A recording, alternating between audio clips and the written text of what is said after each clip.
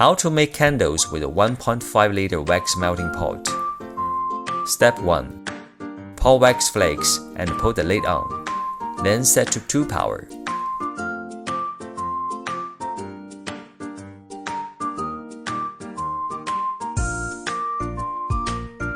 Step 2. Stir the wax.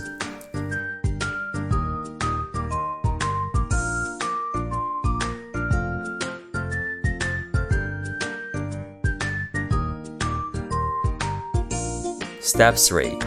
When melt completely, pouring wax into the eggshell molds. Put the wicks and also try to mix some colors.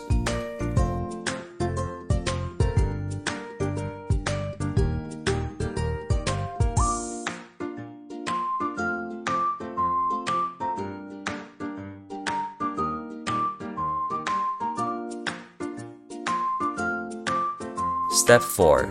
Wait for the wax to cool down. Peel off the eggshells, add the yellow wax, and wait for it to cool down again.